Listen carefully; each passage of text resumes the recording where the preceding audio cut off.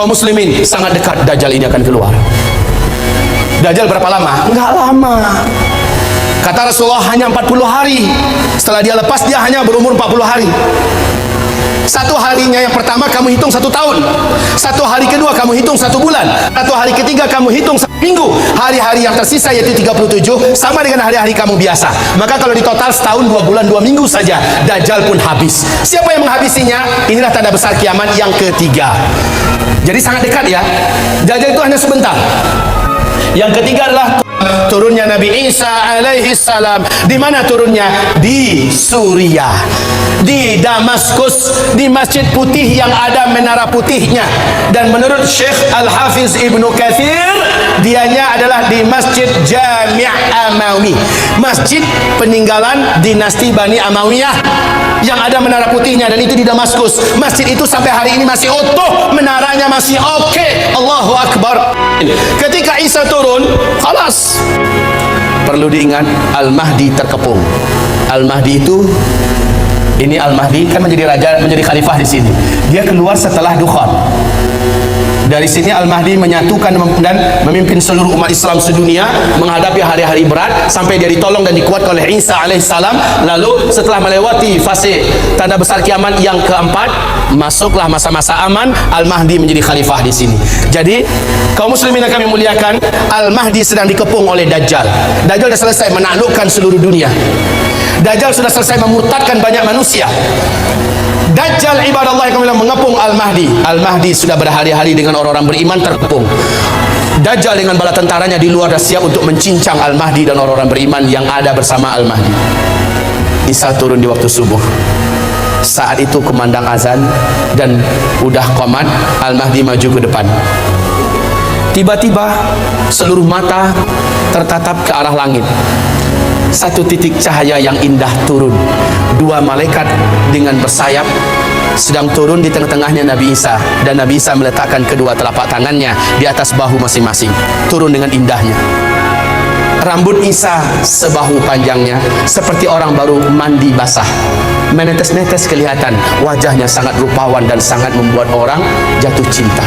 Isa sangat indah. Turun. Ketika Isa turun, 2 malaikat kembali naik. Al-Mahdi langsung mundur, mempersilakan Nabi Isa untuk menjadi imam sholat subuh. Isa menolak, tidak. Iqamat tadi untuk engkau. Sekarang adalah masanya engkau memimpin. Saya hanya pendamping engkau. Majulah, imamlah. Al-Mahdi pun menjadi imam. Selepas sholat subuh, mereka berzikir. Saat matahari terbit, gerbang masjid dihancurkan oleh Dajjal. Dajjal dengan penuh sombong dan angkuh, dengan bala tentaranya yang elit, sudah siap untuk menghabisi orang beriman yang ada di dalam. Tapi sayang, yang paling ditakutkan oleh Dajjal sudah turun. Nabi Isa berdiri, langsung berhadap-hadapan 2 tokoh legendaris akhir zaman ini. Isa melihat Dajjal, Dajjal melihat kepada Isa, melulung Dajjal di tempat. Melulung kesakitan seperti orang sakaratul maut. Sebab apa? Ada kekuatan yang diberikan oleh Allah kepada Isa yang menyebabkan Dajjal tidak mampu bertahan. Dajjal meleleh, kata Rasulullah, seperti melelehnya garam yang dimasukkan ke dalam air yang panas.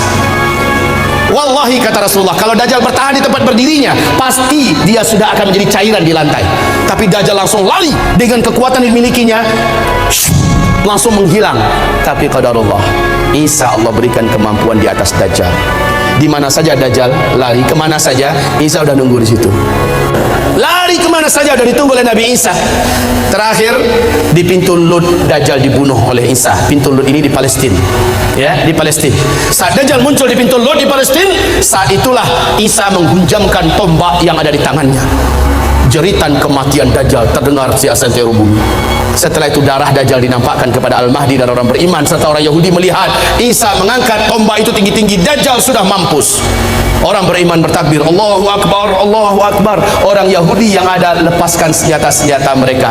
Seluruhnya udah senjata manual, ya. Ingat, saat kejadian Dukhan sampai ke sini sudah manusia udah gak ada teknologi. Orang udah kembali kepada zaman manual. Baik kaum muslimin yang kami muliakan, akhirnya Yahudi lari kemana-mana, sembunyi menyelamatkan nyawa di mana-mana. Alam ketika itu sudah Allah izinkan berbicara. Lobang tempat Yahudi bersembunyi berbicara, hai muslim, sini ada Yahudi sembunyi di dalam lobang saya nih. Sini tangkap dia, uqtuluhu, bunuh dia. Sembunyi di balik tembok, tembok bicara, beritahu di mana orang Yahudi. Sembunyi di balik pohon, pohon bicara, ya muslim ta'al hada yahudiyun warai ta'ala faqtulhu, bunuh dia.